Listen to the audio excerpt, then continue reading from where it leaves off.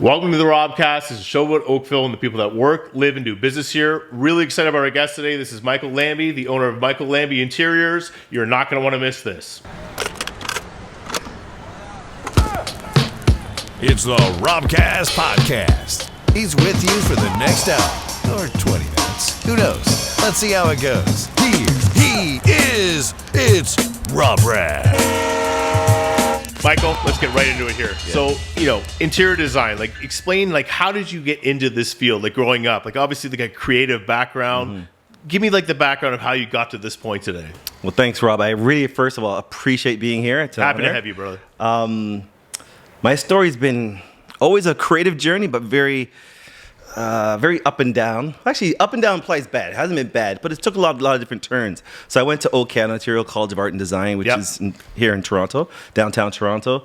And I graduated from communication and design, and I minored in fine arts. And when I got out, I was not really sure where to go, what to do.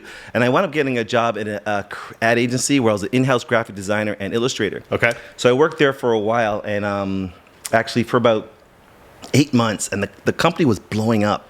It was doing really, really well. And so they bought a new building, they hired all these people, and they had some big accounts. And then they lost about 3 of the accounts. Really? And when they lost the 3 accounts, they laid off half the staff. And I was one of the last ones who got cut off. Okay. And this was my first real big job out of college, and I was excited. I was on my path. And I remember being stunned because a few of us saw the decisions they were making. It was really aggressive, and we're like, "Wow, they're kind of going quickly here." Mm-hmm. And I remember clearly sitting in the parking lot of the car when I found out we got laid off, thinking, "Wow, my whole life just changed because of the decisions of someone else, not my decision. I didn't do anything." Yeah. And I said, "Why did I give them that power? I'm never going to do this again. I got things I want to do." And I made that decision there that I'm going to work for myself. Okay. I'm going to be my own boss. So moving forward, I worked in a lot of different industries. A couple of friends of mine who I went to school with, they were publishing a magazine called Mic Check Magazine at the time, which is like a hip-hop entertainment magazine that was a free publication. And I saw the publication out, and I thought, okay, I can help them out there. It's a little rough. So I jumped on board, wound up becoming part owner, and we blew it up. It went across Canada. Wow. It became really creative, and it opened me up to the world of music, because we were one of the first to be everywhere in Canada. We're going way back. I remember that magazine. It was it was on the corners, Spadina. Yes. It was you free. Yes, yeah, exactly. I remember it. And then we put it in all the high schools. We put it in all the record stores, selling the record everywhere. And with that, we were really close with all the record labels and so on and so forth. So we interviewed everybody. I interviewed Destiny's Child. I interviewed Eve. There's a lot of different people I got close with. Right. And one of my secret loves was music anyways. Mm-hmm. So as I was the creative director for the magazine, so I handled all the layouts and all the photography and things of that nature, I was writing and I was meeting all the producers, and we started doing award shows and live R&B showcases. Do you remember the place on Queen Street, which is called the Bamboo? Of course. It was the hub, right? Yeah. So we were doing an R&B showcase the last Thursday of every month there. Okay. And so everybody came through. I mean, Deborah Cox came to a show, Julie Black. I mean, everybody who's kind of in the R&B scene actually performed, was on that stage. And so that connected me to a lot of artists. Mm-hmm. So I secretly started working on a record label in the scene. So I was running this graphic design element. And then eventually the magazine closed down, but not before I actually signed and started working with a couple of artists. And so we put out a song that I wrote, which was called Natural High. And it got it got a lot of hup. It got a lot of play, and we won a Much Music Award for Best R&B Song in 1998. Canadian artist? Yep, Canadian artist locally. And then we signed a record deal with LePage Music, which was I remember LePage, Bare Naked Ladies owners and stuff. So things were going amazing. And then, so that became my focus for a while, the record label. And quickly learned that touring Canada and selling music in Canada is fun. It's fun, but it's tough, man. And it's not very lucrative. It's hard work. Yeah. So I remember sitting in my house one day, and then after we closed this deal and did all this stuff, and we sold, and I had a few different artists on the label, and looking at the numbers, and there was nothing left. No. We did a year of work, and we had fun and met people and did all sorts of thing, and the glam of it was amazing. And I was fairly young, it's so fun that was tour. It's fun to go the whole thing, but there's no money in it, really. No money, and if I wanted to get serious about life and buy a house, so I need a new direction. Right. So I switched my focus back to my creative. Graphic design is huge back then. It was it was doing pretty well. So I pushed my focus on my graphic design company, and wind up partnering with a couple of fellows who had a production marketing company. Okay. And in so Toronto? In Toronto. They were downtown Toronto. Okay. Yep. And Like a big firm? They were small. Okay. They were small at the time, and I was doing all their creative. Okay. And then together we landed some big deals. We landed Electrolux. We landed Herbal Magic. We landed some massive deals, and so we decided to meld. So I Nice. melded my company with theirs, and I was the creative director for this ad agency, which is Scratch Marketing, still there. They're great guys downtown, and did that for 5 years. And so now during this run, there was just something not sitting right with me. And not just within what we were doing. I was now married, just had my first child. My second one was on the way, and just felt like something wasn't right. Like you mentioned before, like when you were at the previous company, like you didn't like being underneath someone or being fired by someone. Yeah. Is that a similar feeling? Like it seems like you're like a natural entrepreneur. Is that Yeah. like the inner thing that kind of pushed you for this, or Yeah, you touched it really quickly. So there was something there. It wasn't my company. It Right. wasn't my direction. Great guys, and I love what we were doing. We were doing TV commercials. Yeah. My responsibility was writing ads. And my thing is, I kind of think in video. I think in catchphrases. I think in ad marketing in advertising is in my blood. So I was seeing my work on TV, on billboards and magazines. We won awards for our TV, for package design. We were doing very well. Yeah. And I had this overwhelming feeling of guilt of, why wasn't I happy? Like, this is what I dreamed for. This is what I went to school for. This is what I'm a partner. We're doing well. Yeah. We're really, I'm married. My second child's on the way, living in Milton at the time, actually. And for about a year, I struggled with the fact that I should be elated, and I like wasn't. even though life was good, money's good, work's good, there's Yeah. something. Okay. Something wasn't right. What was it? Well, in my relationship, we weren't really the unit there. We were together for 12 years, and we decided that this was going to come to an end. Okay. So we decided we're going to separate. We're living together for about a year together because my second child was just born, and it was Right. bad timing. And I had a conversation with my partners and said, I'm just not feeling it, just not. And they could tell. And so we decided to let me do a buyout. I didn't know where I was going, although that's not true. In the background, with my brother and a couple of friends, we started buying properties. We started getting into real estate. Here we go. So we were passively investing, and we had condos downtown, and we bought a house in Milton. I flipped it and made some money, and so the bug was going. And Right. so myself and one of the other partners decided, let's do this full time. So I made the decision. I sold my shares in the company. Got separated, moved to Mississauga, and Right. then now I'm starting fresh. Right. Terrified, started fresh, but I'm going to be the intention was to be a real estate investor full time. So I took courses. I went to LA and did 3-day courses there. We started buying properties here, flipping. And within about a year, I felt like my soul was shriveling up. Because I learned that real estate investing is about the deal. It's about the deal. There's no buy. creative. Well, it is creative, obviously, Right. the deal. But for someone like you, it's not the Yes. same, right? I realized one of my partners said to me, he knew, and we were talking, he says, I lit up anytime we got a house that we could rip a wall out or put new Right. tiles in. Yeah. And that's what I wanted to But do. that's your vision, right? Like, Yes. that's what got you excited. Yeah, and, Yeah. And it didn't always make sense to do that. Yeah. Sometimes you just needed to buy the house and sell it. Yeah. It's just numbers, right? Right, exactly. And I've never been driven by numbers. As you can see, the stuff that I've done, I've always been driven by creative goals. And I really believe no matter what you do in life, if you're good, you can make money. You can be successful. If you can sell hot dogs, shoelaces, or houses, when you're really good at something, you can be successful. And so I've always been driven by what I feel passionate about and what I feel I can be good about. I think that's the word, passionate, right? 100%. Would I get up in the morning and do it for free? And if I would, then if I can get up in the morning and be paid, I'm doubly motivated. Yeah. Right? Life's good after that. 100%. Yeah. Michael, so I want to pull it back here. Like, you've gone through all these different paths and had a really cool career. Like, when you were younger, like, did you know, like, were there signs of creativity? Like, were you drawing? Were you listening to music? Yeah. Did you know this was going to be your path? Yeah. I'm the youngest of 4 boys and raised by a single mother who's an amazing mother who put herself through school and worked full time raising us. So she was at York. So I didn't see her much because she was either always at school or working. And but my brothers are dynamic. They're athletic, really smart, charismatic, all very successful and powerful. And I'm the youngest. So, and I can never do any of the stuff as well as what they did. Right. Until I found art.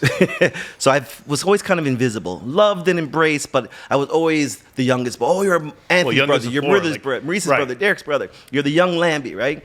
My nickname is Young Lamb, actually. So that's just kind of how I was identified. And then when I started drawing, I was starting to get seen. I found, I can shine. I got a lot of the attention that way for myself. So I kind of gravitated toward that in school and drawing and painting, et cetera, photography. So, and that started probably in grade 5 or 6. Well, a librarian identified myself and a couple of people, friends, as artists. She took us aside and she started to train us at recess and lunch and so on, and really pushed us in that direction. And that's how I kind of found my voice. Like just out of the goodness of her heart? Like just I just got she saw something? Yeah, she saw that how seriously we took it, and so she tutored us for like a year and a half. And then she actually told the school ahead. Do you remember her? I do, Mrs. Thornberry. And you know what? I went back years later after I graduated from college and stuff, just go back and thank her and let her know how much I appreciate it. And she passed away the year before. And I got chills. I really, really regret never going back to let her know just how impactful she was in my life. Yeah. Just seeing something in myself and a couple other guys and saying, listen, if you guys love this, I'm going to take you under my wing. Yeah. So anyway, so fast forward. So art, I knew somehow I was going to be in art. That's how I could kind of stand out and shine. That was my voice. I just didn't know what.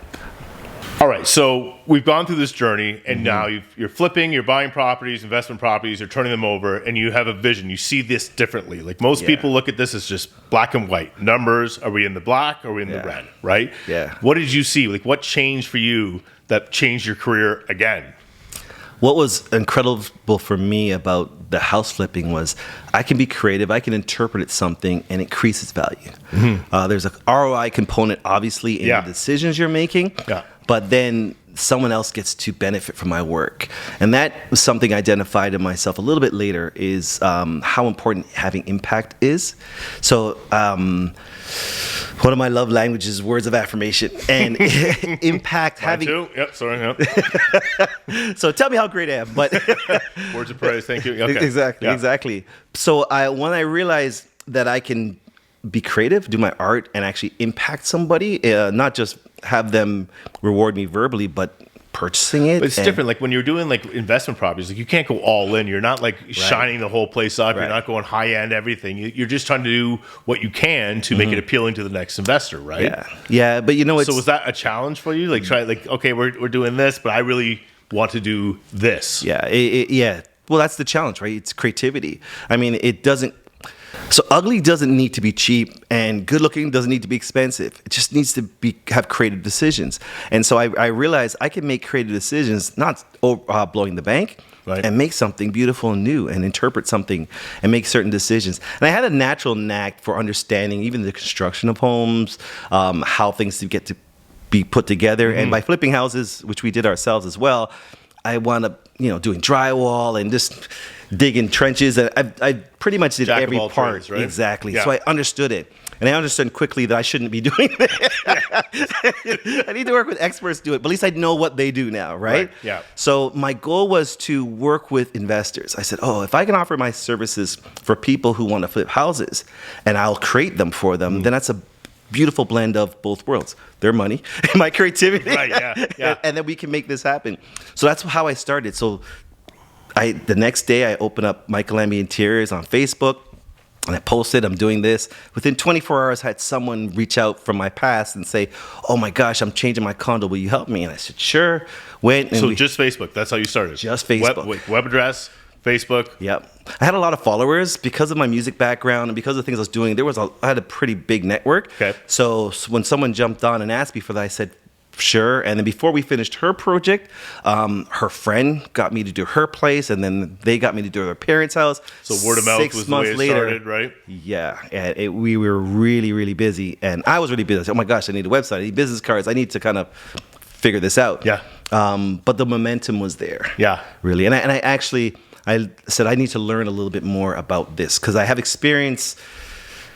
So here's what I understand is that everything that I did up to this point prepared me. Because I shot film and music videos and photography, I painted, I've worked in most visual mediums. I understand composition. I understand color theory, textures, movements of eye. I understand dynamics. I understand depth. All the elements that go into interior design and designing a beautiful space. Right. The element that I was learning was the construction side. How do you make that happen? Which I was doing naturally anyway with the flipping the houses. Right. So I was getting some amazing training preparing me for the world of interior design. I just didn't go to school for it. So I started to take a little bit of courses and doing things, but I learned quickly they're not going to credit me for all my experience. And even though I was teaching certain classes, I was teaching photography and life. Like when I say teaching, I was doing introduction to photography for adults in evenings, and I did summer courses for kids and things of that nature. So I have a pretty comprehensive skill set when it comes to understanding the elements of design and creativity, just applying it. But like in most cases, like you have to be in it to learn it, right? Like, as an apprentice, there's a different thing when you're in the trade and 100%. living, breathing, and doing it, right? Like learning from people who are above you and learning the trades, right? Like it sounds like has been one of your biggest impacts through your whole career leading to where you are now. 100%. And what I think is one of the benefits as me as a designer and the services I offer to my people, to my clients, is that I come at it from a different way. I didn't just learn this is the way to do it A, B, C, and D. I come at it as, okay, 1, I understand ROI. 2, let's just make a beautiful space. Right. And 3, I listen. I don't lead with ego. So my first endeavor is to understand what is important to you. What do you love? What do you need? And what do you want? My goal is never to do the same space twice. And it's easy if I listen to you because I'm never going to have the same client twice, right? So let's take your passion, your vision, and I'm going to interpret it and apply all the rules I know and all the experience I have and all the techniques and the tricks of design to make great things work, and blend it with my understanding of construction and renovations, and I'll make your vision elevated. I think it's a mistake that like a lot of entrepreneurs and people in sales like make, that they come in and push what they're trying to sell. Yeah. When really, if the person wants what you are able to provide them, 100%, you have to listen to what they need, and then you provide the solution. Right? Sounds like you've figured that out.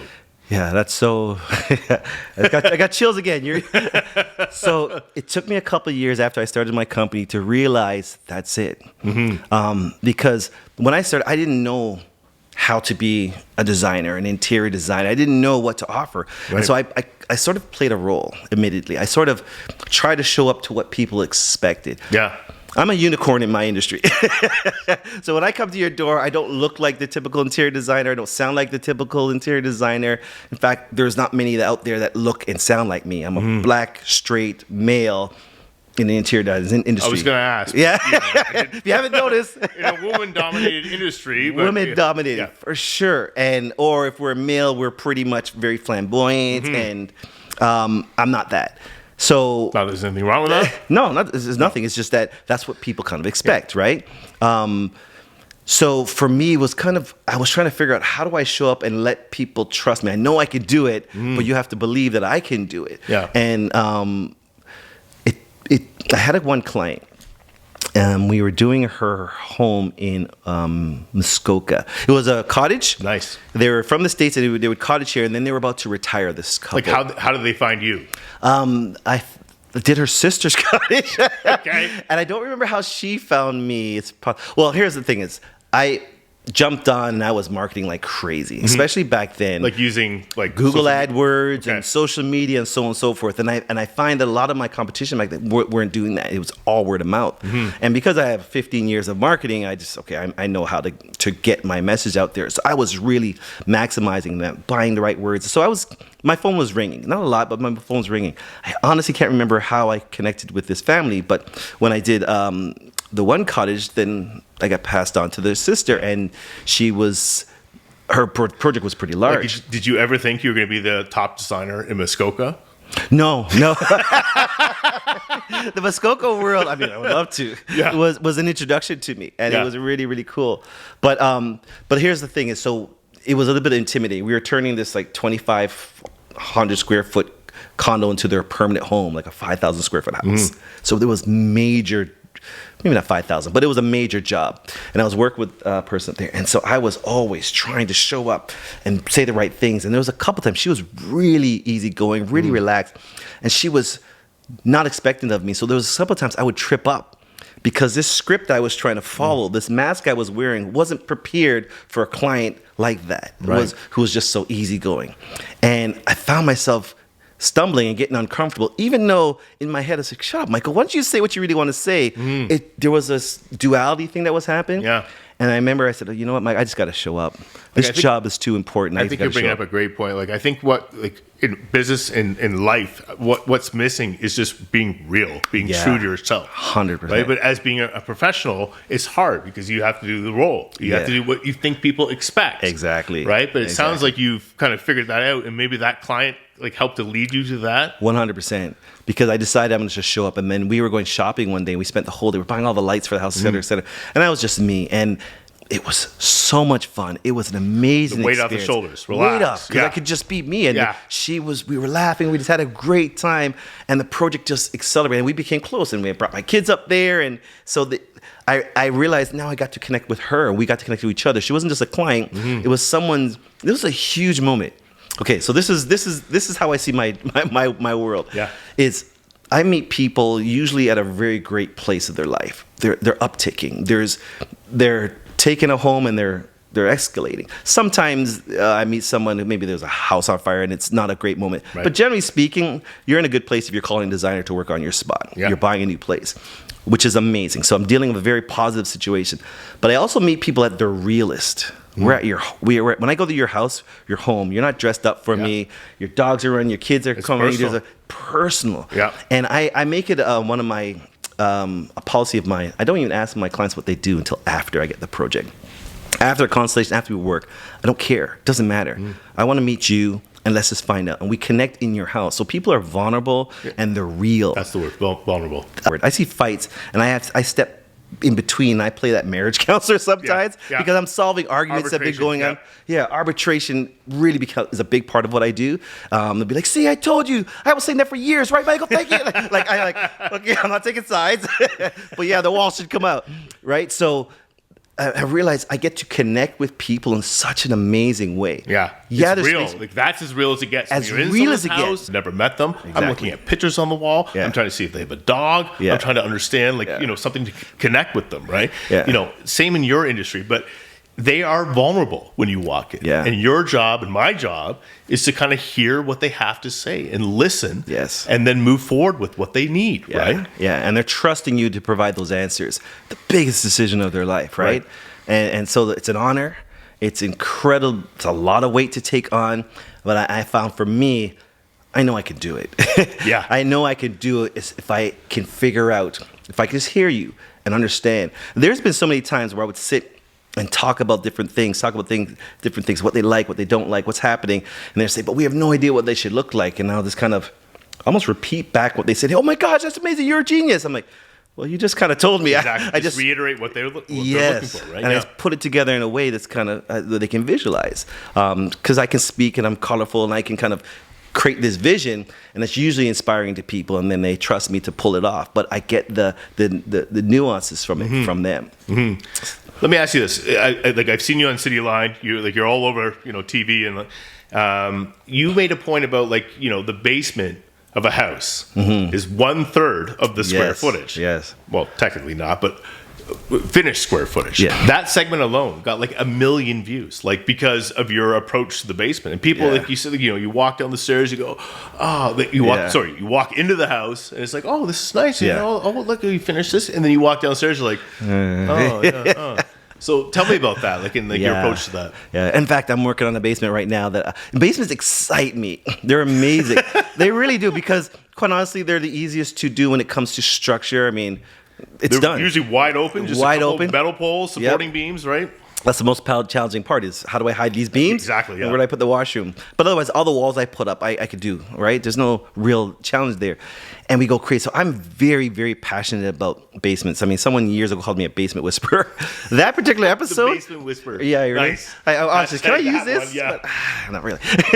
So that episode was viewed. I didn't really realize at the time City Line was in the States as well. Yeah. So I got a call that same day from someone in Chicago who just finished building this 6,000 square foot house saying, oh my gosh, we want that basement. And I said, well, I can't give you that. Spectacular. that was like the showcase of all basements. Yeah, like it's still one of my prizes. Yeah. So long story short, they flew me out and I wound up designing their basement. So sorry, you were on TV in Toronto. Yeah. And then that same day or the next day, someone called you or emailed you, come to Chicago? Yeah. Just from that? Yeah, just from much, because they watch it. They watch the show and they see me. And I remember on there talking to them on the phone, the husband and wife, and they were saying, oh, can you do this? And she's like, her name happened to be Tracy as well. Tracy, is this your guy? She goes, yes, I want him. Oh, this guy, Michael, can you make it happen? I go, I have to be there. And he goes, okay, when can you come? And so we were there. And so I wound up doing amazing projects for them. That particular project led to a lot of different things. And yeah, a lot of phone ringing, right? Which was a great thing. You're in Toronto, then you're up in Muskoka, now you're in Chicago. Yeah. I've worked internationally, actually. I've done projects in LA, in Florida. I just came back from Florida. I did a new home build. So that's kind of my direction right now is full home, custom home builds. Okay, yeah. So in Tampa, I just finished there, and I'm doing this stunning backyard right now for a client that's here, whose basement I'm doing their backyard in Fort Lauderdale.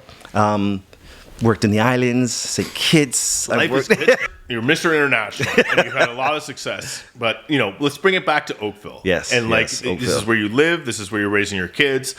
How are you doing your business in Oakville? So, been in Oakville for over 7 years. Oakville is unique. There's a quality about Oakville, a class about Oakville, which I really adhere to, want to expose my family to, and I love it. But it's really tight knit. Mm-hmm. It's a really community, and I don't mean to be cheesy about that. It's so true. There's a pride in Oakville that happens, and so breaking into that as a newcomer has been challenging. Very challenging. I've been fortunate. I've done some projects in here. My neighbors. I'm in the Glen Abbey area, so I've worked on some homes in my neighborhood, and I'm doing a custom home right now, which is very close to being built, which is in just outside Glen Abbey. It's a beautiful home. Okay. It's Star Tech Enterprises. Beautiful 4,500 square foot home. So like I'm really from the ground up? Ground up new builds. Yeah. So I'm doing more and more new builds. This is my fourth with this Are company. you working with the architects and the planners? So I come on board as soon as the architect is finished. Okay. So I get the plans and I start working my magic. Because architects, they design beautiful homes. They don't always design beautiful homes to live in with all the little details. Sometimes that wall could have been 3 feet shorter and would have gave us a clearer... the functionality, you mean? Right. And how does this work? Like, where's my couch really going to go? And I can't stay there. So it's so common. Like all these new condos, smaller townhouses, like there's no feature wall. Like exactly. the wall's this big. And where do I put my TV? Like, exactly. So then it's on a post. So I start finessing the architectural drawings, and then I connect with the client and really make sure it works for them. And that's where, and then what we do is we'll take that architect and we'll blow it up into a 3D and we'll decorate the entire place. Do you ever go back to the architect and like you say like, listen, look at... No, I did it once. So I did a house in Etobicoke where I designed it myself, and then I gave it to an architect, and we went back and forth. But usually, when I get involved, the architect's is finished. Done. So the walls are where they are. Yeah, but the construction's happened, so there's still some tweaking can happen. Sure. But nothing that requires new submissions for codes or anything like that. Okay. It's just drywall stuff. Yeah. So again, this is the project I'm doing in Oakville, and what's amazing for me is when I get a project like this, where I can be part of the finishes, picking selections, and designing some of the walls, and picking the staircases, and then decorating. And then, because what I do is, when I'm presenting to the client, the house is fully decorated. It's just white though. When the clients get in the house, it's just white walls, basic floors, right? White kitchen. And you're coming in with a whole different vision, right? Well, this is my thing is I'm involved in this particular case before that. Like it's just studs. Right. We just poured the foundation, but I'm presenting full 3D decorated spaces. So my team and I will with the beauty of the 3D apps that we have right now, would finish this home, and we'll give them a house tours so they can see what they like. And then we're playing with furniture. By the time, before the house is built, I have my furniture list. I know the sizes of my rugs. I know exactly the furniture I need to buy, the colors, the tones. Because we're using these tones on this wall, we're going to use these tones in this sofa. So it's fully decorated and It's designed. amazing, like with CAD files now, like with the 3D generations that you Yeah. can do, like, you know, they just bought this home, they're paying the builder to do this, and then you come in and go, bam, right? And they're like, I want that. 100%. You know, that's the beauty of it. And then you can uptick it a That's little an art bit. in itself, creating the CAD file. Like, Yeah. you don't just put like the random, like, that's a creative, like, just as much as what you're doing in real life. Yeah. So, Michael, like, you've had obviously a lot of success, and you're all over the map. And I'm sorry, not all over the map. Internationally, you're in Fort Lauderdale, you're in Muskoka, in Toronto, in Oakville. Are you like, what is your marketing plan? Like, it sounds like a lot of entrepreneurs are trying to get new clients, get calls, get this, Right. But it seems like it's a little bit different for you. It's not just get the call. It's more than that. 100%. If you work in an industry that deals with people, then social media gives us the opportunity to introduce ourselves before they meet us. If someone called me, they met me already. They've seen me enough. So you need to just put yourself out there. So pictures are not enough, I don't believe. There's a lot of fantastic designers out there, and a lot of people are going to get you a beautiful space, but do you want to work with them? Will they hear you? Are they connected with you? Well, how do you know that? By a picture. So you have to put yourself out there, or at least make sure your story is being told properly. Who is this guy showing up? I'm an artist. I do custom paintings for my clients based on the space. Right? That's unique because I'm an artist and my background. Like actual paintings? Actual paintings. I try to always do something Really? custom, yeah.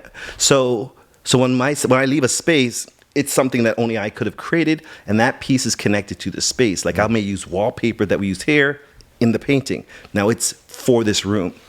How do you know that? By seeing a picture. You need to meet me. So to people who are putting themselves out there to work with people, you have to put yourself out there so that people know who you are, because everyone's going to research you beforehand. So what comes up? I used to say is, how am I Googleable? Is that a word? When they Google me, what do they see? They need to see enough of me in 10, 15, 20 seconds. Say, I like him, I don't like him. He can do it or he can't do it. Yeah. If people don't like me, don't call me. I never know. It doesn't matter. I'm not offended, right? But if you connect with me, if you hear me, or like if you're running your business, if you connect with the person you see, that's the biggest step. And then you have to deliver. Michael, that is profound in people's industry. And if anyone's taking anything away from this, I think that's the biggest note, is just be true to yourself, have a message, and put it out there for the people to see. Just 100%. be true.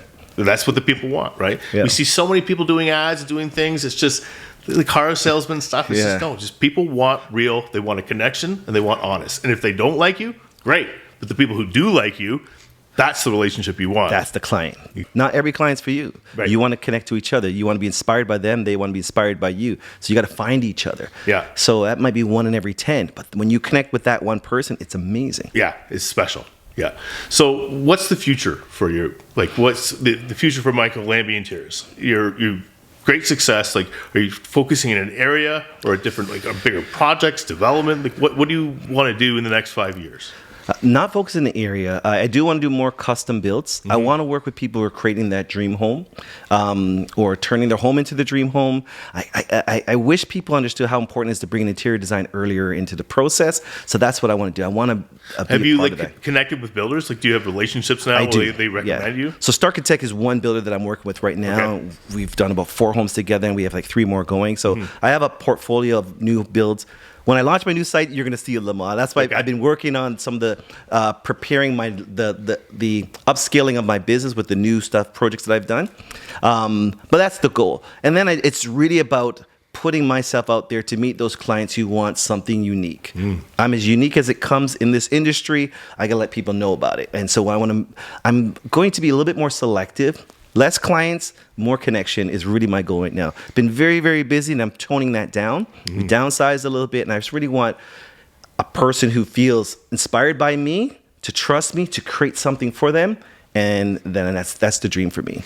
Life is short, and we do our careers. We have to make money. We have to support our kids. But it sounds like you have kind of found this niche, this special quality in life and in work where you can be selective. You don't have to take on everything.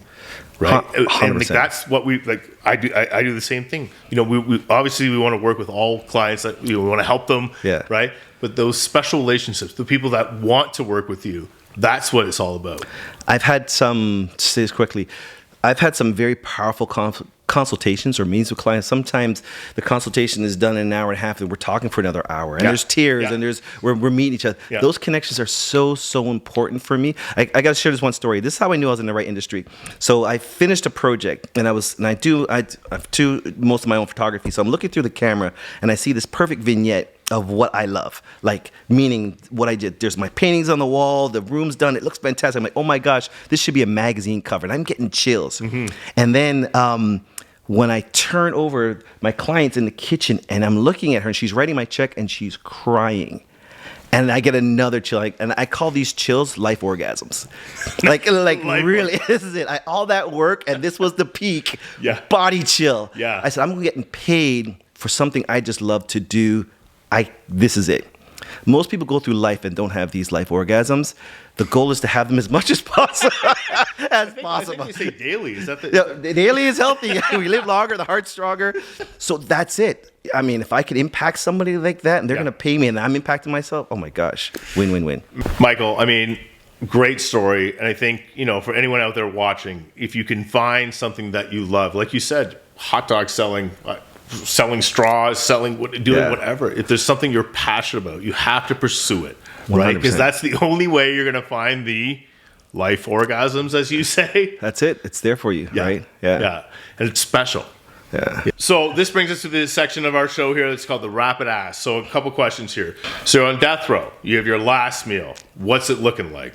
Not with anyone else, just you. Just last meal. What am I eating? Yeah. My favorite meal of the day is breakfast.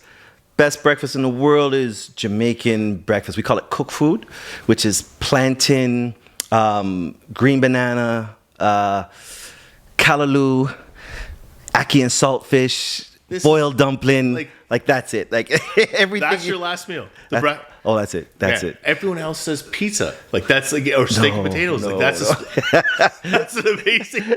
I want that plate of.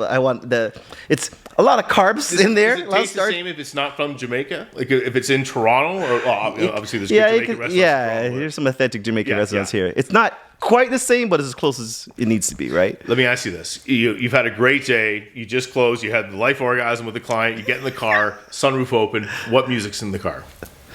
I'm old school R&B. Yeah. Okay. Yeah, that's... Name an artist. What do you got? What's old school R&B? Boys to Men? Like what? Yeah, well, New Edition was my thing. Belle Biv DeVoe. I used to create bands, and I was the backup singer, and so the dream was to be in the original boy band. Yeah. So yeah, I got to go there. That's an amazing answer. You have the afternoon off. Your kids are at school. You just have time to yourself. What do you do for yourself to kind of unwind or get away from it? I love movies, because most of what I do full time is my art anyways. Yeah, creative. Yeah, I just need to zone out. It. Yeah, and because I dabbed in filmmaking before, I love watching the art of film. So yeah. Last question: if you anyone in the world, dead or alive, you could go for dinner with and just sit down with and learn from, who would that person be? I would have to say honestly, right now, it would be Bob Marley, and it's for.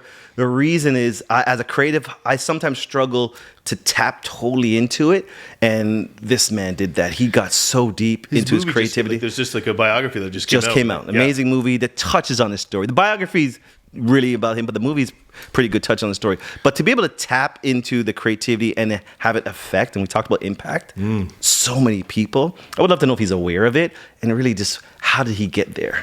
If anyone, is there anyone more real than Bob Marley? No. Like he just true to himself? Just did him, and he had a greater purpose. Music wasn't just about making sounds, it was about impact. When you really understand his story, everything he did, he believed he could impact people through his songs, and that's why he wrote the way he wrote. So to tap into that duality, amazing. I think we could kind of pull that back to say everything you do creatively is to have a message and to have an impact. That's the dream. Right? I hope so. Michael, thanks so much for being on the show today. Great My pleasure. message. Everybody out there, thanks for watching, and stay tuned for another episode of the Robcast.